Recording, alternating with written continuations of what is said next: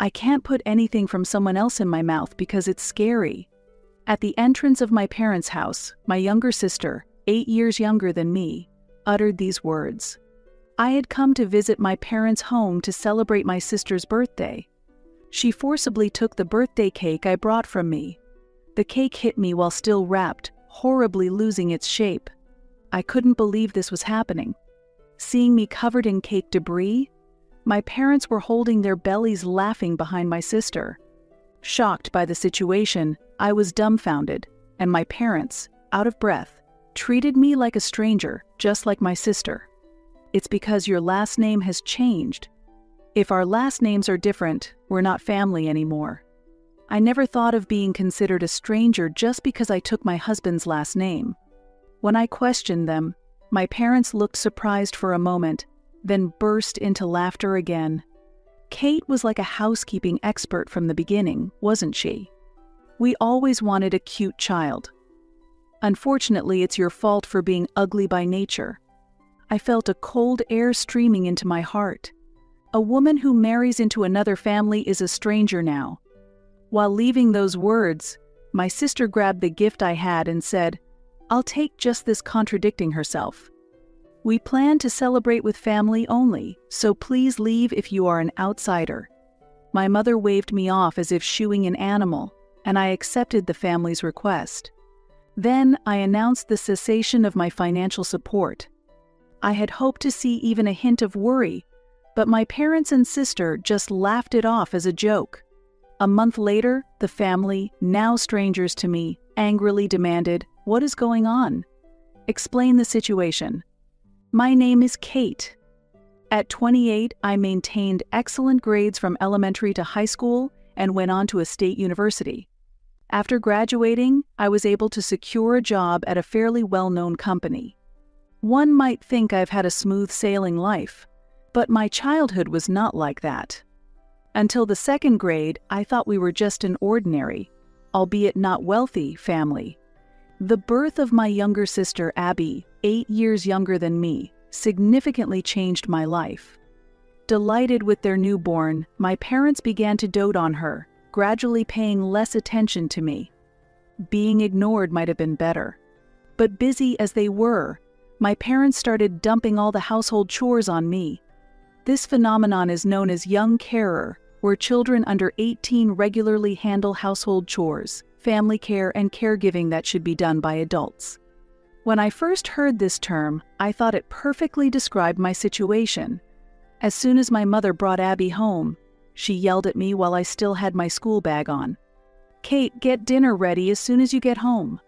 Your usual cooking is so tasteless. Put more effort into it."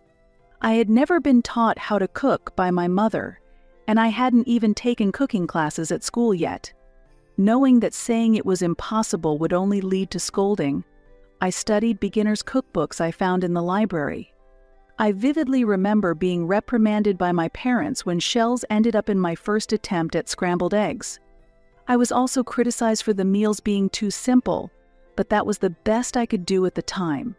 Using ready-made and frozen meals, I somehow managed to provide decent meals, albeit continuously facing criticism. Now, as an adult, I question the dangers of letting a child cook alone. The toilet is dirty. You're old enough to clean properly now. My father would scold me harshly whenever he found even a minor dirt. General housekeeping, especially cooking, cleaning, and laundry, was my responsibility.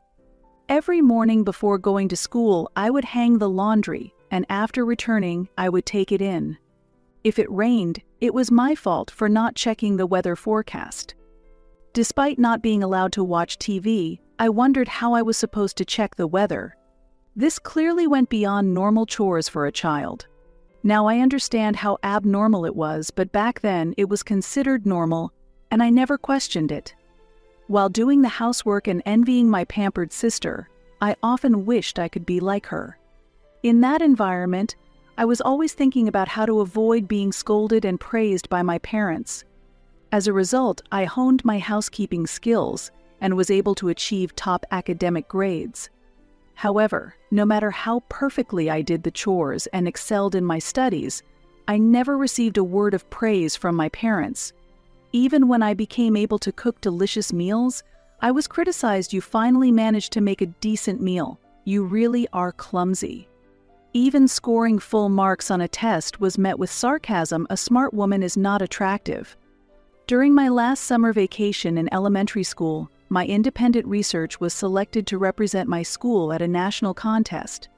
I was excited to please my parents in a field other than housework or academics and eagerly reported it to them. However, they scolded me. What? You were wasting time on a research project? If you had that much time, couldn't you have cleaned the house and helped your parents more? By the time I graduated from middle school, I had given up on expecting praise or kind words from my parents. I simply aimed to live my days without being scolded or criticized. Seeing this, Abby gradually began to look down on me. Even as I hoped to attend university, she mocked me. You, who are bad at studying, going to university, don't make me laugh. I thought to myself that I didn't want to be told that by someone who scored 60 points at best in elementary school tests, but I never argued back. If I did, it was clear that I would face severe reprimand from my already strict parents. University costs money, you know. We'll be in trouble if you don't work and bring money home. You understand our financial situation is tough, right? It's financially impossible for you to pursue higher education. Of course, my parents strongly opposed my continuing education. If I can't get into a state university, I'll give up. But if I can get in, I can manage the tuition myself, so please allow me to go there. I pleaded and finally got permission, but life after enrolling was even more difficult. Far from helping with tuition, my parents even tried to burden me with household expenses. Despite knowing that the money I earned from part-time jobs went to my tuition, they coldly said, since you wanted to study further, it's only natural for you to support the family. If you can't manage, just quit university, they said indifferently. Afterward, I cut back on sleep to work part-time and somehow graduated from university. Because of that, I have no fond memories of my college days. I was too busy with work, household duties, and studies, unable to make even a single friend, spending my days far from the ideal campus life I had imagined. In my family home, I felt unloved, had no friends, and harbored fears of living my life needed by no one.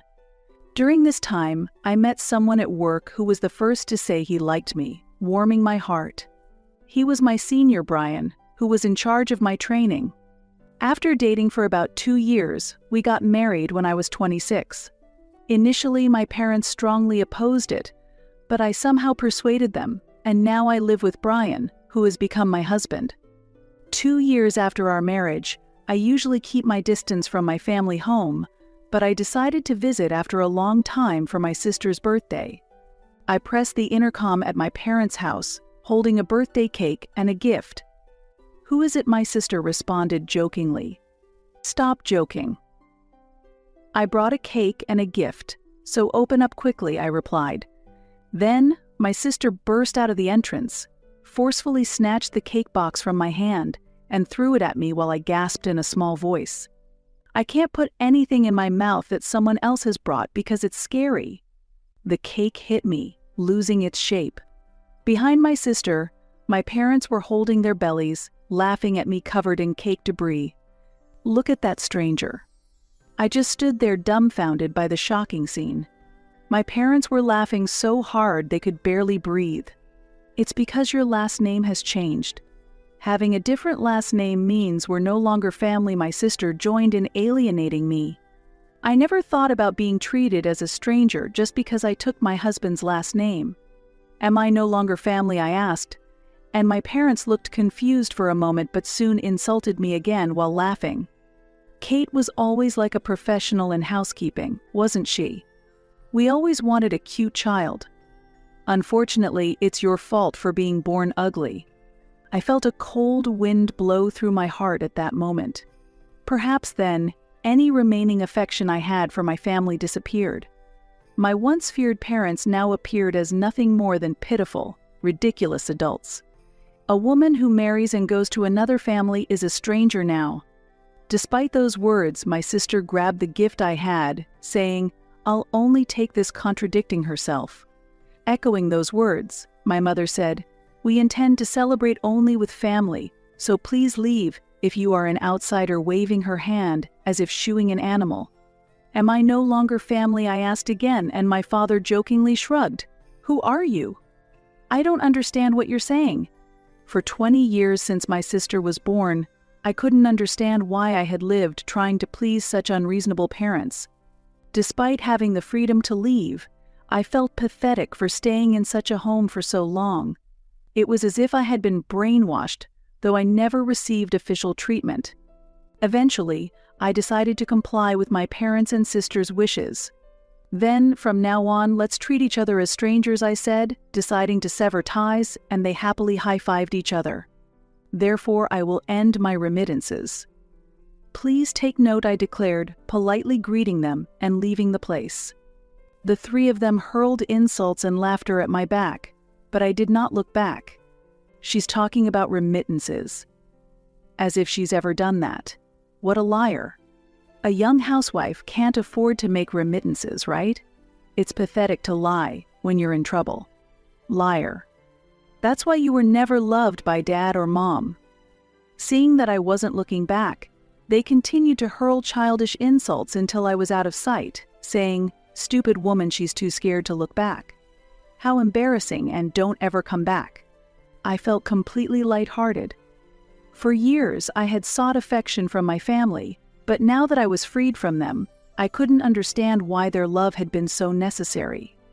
Now Brian, who always praises me despite my low self-esteem and offers unconditional love, is waiting for me at home. After washing off the cake from my clothes at a park faucet, I hurried home. Surprised to see me dirty, my husband still smiled kindly. Without asking anything, he simply urged me to take a bath immediately. His kindness in not pursuing any questions until I chose to speak struck me anew. A month later, my former family, now strangers, appeared at our home shouting angrily, "What's going on?" "Explain the situation," my mother screamed. The sound of pounding on the front door echoed. After that incident, Brian had told me not to interact with them anymore, but seeing that they weren't giving up, I reluctantly opened the door. "It must be something you've done, Kate," they claimed. "What are you talking about?" I genuinely couldn't understand. It was natural, given that they yelled without explaining anything. "I couldn't pay for my private university tuition," my sister complained. She attends a well-known private university with high prestige and departments that admit students with moderate grades. Unlike me, she never had to help at home or work part-time, and with moderate effort, she was allowed to attend tutoring. How does that mean I did something wrong? I continued the conversation calmly. Regarding that matter, university tuition was usually paid from a household account in my father's name. My parents managed the account, and I didn't know the PIN, so it was impossible for me to be involved in the payments. However, I have some guesses about the real reason the payments stopped. Before I got married, I used to deposit $500 monthly into that account. This amount didn't include food expenses, and I was continually told, "Kate should pay for the food since she does the cooking, covering the food costs for 4 people with my own money." In fact, I might have been spending nearly $1,000 a month. When I decided to get married, my parents opposed it as they said, "What if we lose the person who does the chores and complained? Do you think I can work and do the housework? What if I collapse? What a heartless daughter." While showing reluctance toward my marriage, then, I managed to get marriage approval by agreeing to double the remittance. It seems my parents had completely forgotten about that promise. However, it's strange that we're running out of money even though we're living the same way as before. I decided to confront my parents with reality. "Isn't it because the remittance from your daughter, who has become a stranger to you, has stopped?" "What?" My parents and sister showed expressions of astonishment and began to look unsettled. "What do you mean?" "Dad, weren't you earning something on the side?" my mother asked my father. "No way. Side jobs are prohibited at my workplace." "I thought Abby was earning something from a job." "Did you both forget having told me I didn't need to work?" Abby retorted. It seems my mother mistook my remittances for my father's earnings, and he thought they were Abby's part-time income. Even more shocking facts came to light. But it's okay because I'm getting money from Grandpa for tuition. I was astonished to hear this statement. Despite my grandfather supporting Abby's tuition, they were still demanding money from me. My mother accidentally revealed the truth and continued talking. She had received money for tuition from my grandfather, but had spent it all on branded goods and needed additional funds. Abby and my father blamed my mother, and soon an argument broke out, but it was short-lived. My parents and sisters suddenly showed me a smile. I once deeply desired such smiles from my family, but now that I've cut ties with them, their smiles only felt unpleasant. Kate is different from Abby. She graduated from a state university. She's indeed my child. It was worth raising her strictly. That's our Kate. My parents completely changed their attitude and tried to win me over. It seems they finally understood that a substantial amount of money was needed for tuition. They dare say such things without even knowing what kind of company I work for. I have realized my childhood dream and work for a major pharmaceutical company. This allows me to earn a higher salary than the average woman, and sending $1,000 a month home was never an impossibility. However, there were times during tough periods when I had to juggle multiple jobs to send money home. Seeing me dealing with my parents and sister at the entrance, my husband suddenly opened the door with force. My surprised parents and sister froze. Enough. Kate is not your convenient tool, my husband shouted. My parents flinched for a moment but quickly retorted. What kind of language are you using to your in-laws? My father exclaimed, and my mother continued. Absolutely disgraceful. Such behavior is unacceptable. They got angry. Behind them, my sister nodded in agreement. My wife is not just a wallet to you, and you're the ones who cut ties. We have no further business with people like you. Get out, my husband declared. Overwhelmed by my husband's stern words, my parents left quietly. About my tuition, Abby murmured. It seems she was preoccupied with her own tuition issues. Anything else? My husband pressed, and with a small scream of eek, Abby also retreated with the family.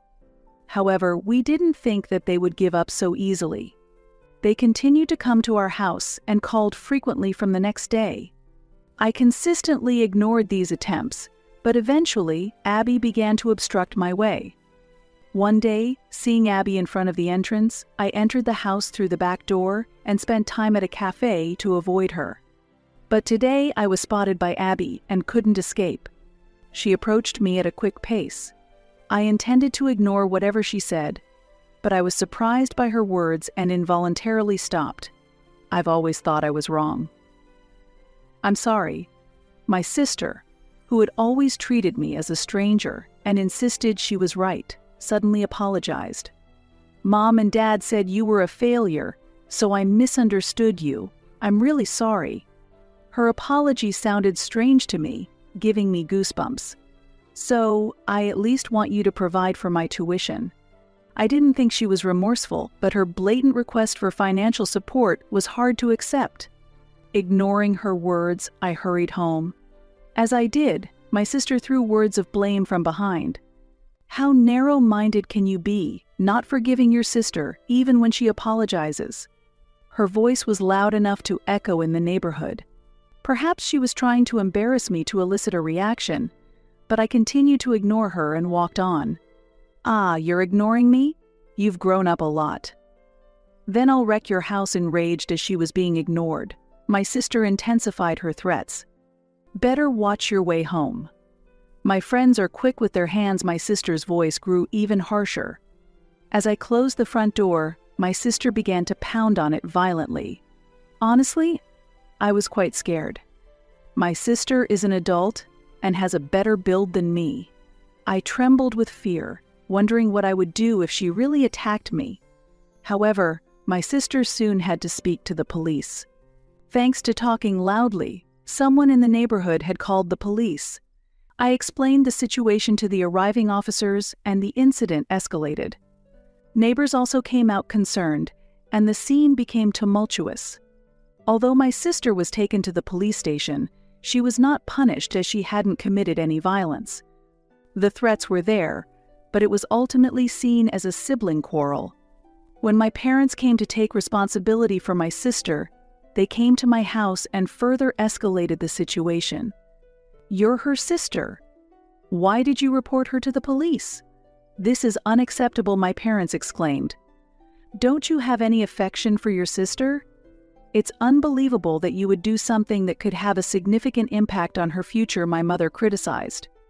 My parents continued to criticize loudly enough for the whole neighborhood to hear.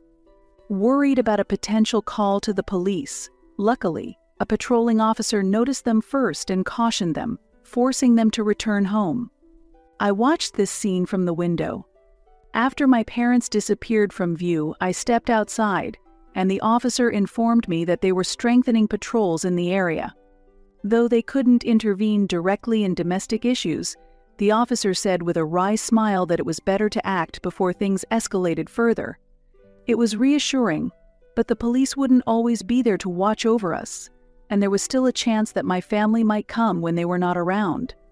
We needed to take swift action. In reality, my parents and sister continued to show up nearly every day at our home, demanding financial support for living expenses and tuition. Although we ignored them, they would cause a scene at the front door, and the police had to reprimand them multiple times. Initially concerned, our neighbors started to show signs of annoyance as the disturbances continued. My husband and I apologized to them repeatedly and mentioned that we were planning to move. We were sometimes asked about our new address, but we carefully avoided answering those questions. To prevent my family from causing trouble for others, we kept our new address as confidential as possible. The neighbors showed understanding with troubled smiles, acknowledging the inevitability of the situation. My husband and I relocated without informing our family or even the local residents of our new address. According to a neighbor we happened to meet in the city, my parents and sister continued to visit our old home even after we moved. They did not believe the explanation that we had relocated, and there were disputes with the new residents. Eventually, a settlement had to be paid, and after that, we no longer saw them around, but we were warned to remain cautious. Following local advice, my parents and sister showed up at my husband's parents' house. "Where has Kate moved?" "Because of her, we had to move into a cheap apartment," my father exclaimed. "Her actions have ruined our lives." "Tell us where she is," my mother demanded. This was a great inconvenience for my in-laws. Before we got married, I had told them about my past and the treatment I received from my family, and the potential troubles they might cause in the future. My husband had decided to marry me despite his parents' objections, but I thought we shouldn't do so without his parents' approval. Although I braced for opposition, my mother-in-law, tears streaming down her face, embraced me and said, "You've been through so much. Now that you're married to Brian, I'm your mother, so it's all right," and I couldn't hold back my tears. Even if I was alienated by my parents and sister, the warm support from my in-laws prevented me from being deeply hurt. Fully understanding my background, my in-laws firmly rejected my parents' demands. Why should we inform outsiders about our daughter-in-law's whereabouts, they stated. Nevertheless, my parents and sister showed no signs of giving up. "Give us back our daughter. We cannot allow only you to benefit from our daughter," my father shouted. "My daughter earns money, and your son is after her money too," my mother said accusingly. To this, my normally calm father-in-law grew angry. "Enough. Kate is now our daughter. You were the ones who disowned her," he stated forcefully. Chastised by my father-in-law, my parents fell silent. "Ultimately, it's you who rely on your daughter's income. We have never expected a penny from her earnings," he continued. My mother tried to justify that since my remittances stopped, they had fallen into financial difficulty and had been reckless with spending. "That's your responsibility.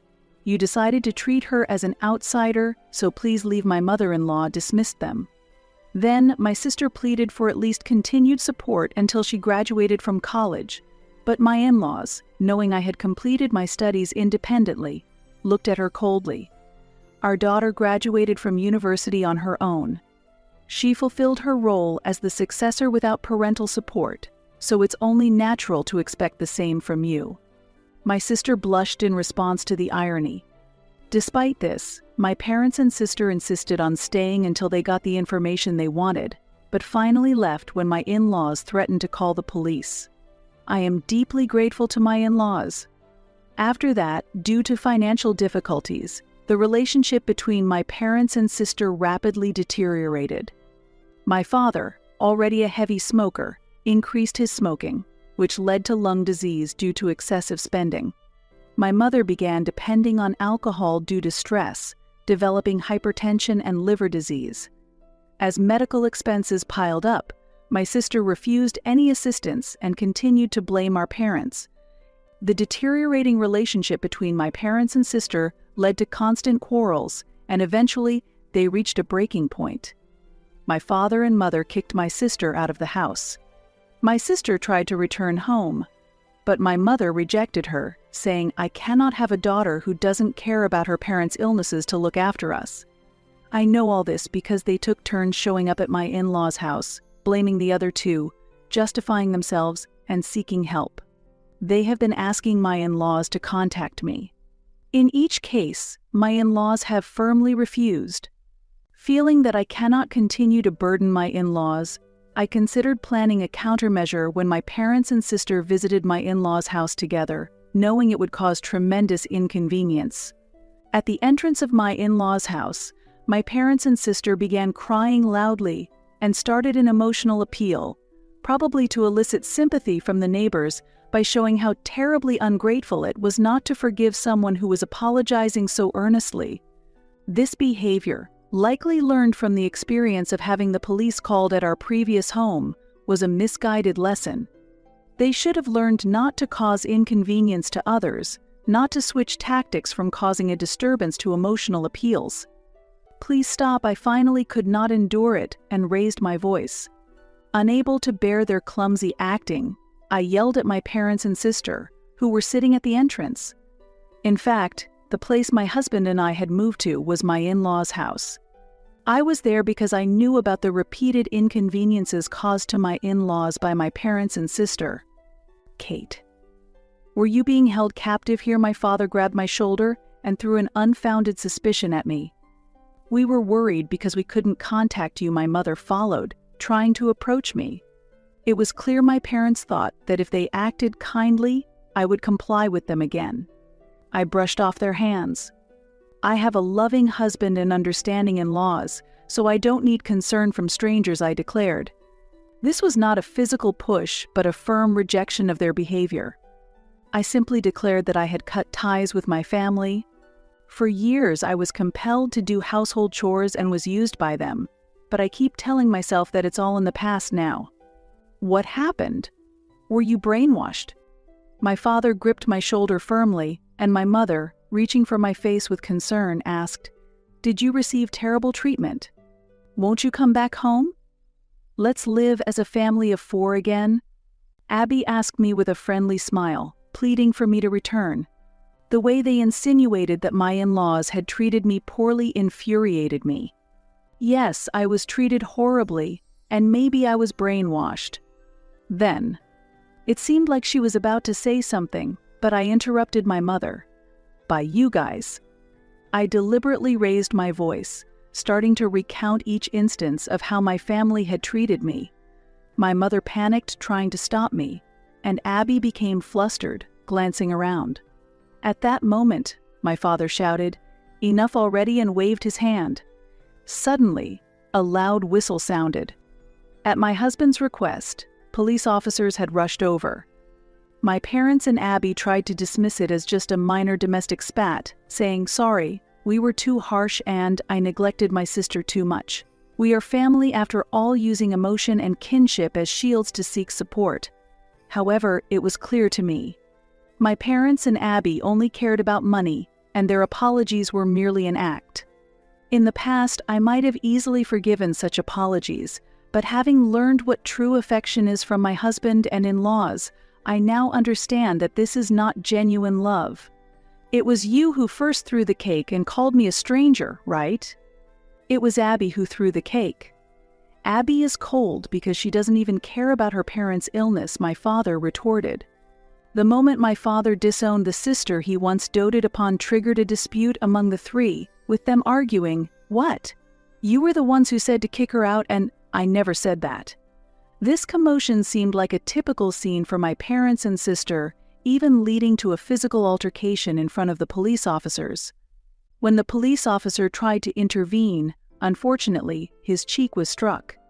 Initially hesitant to get involved in a domestic issue, the officer could no longer overlook the situation. Though it was an accidental strike and did not constitute obstruction of justice, it was a situation that could not be ignored. While the officer was sternly warning the family, it appeared he was receiving some communication via his radio. Afterward, he sighed deeply and requested that my parents and Abby voluntarily accompany him. It seems that a neighbor, aware of the situation, had called the police.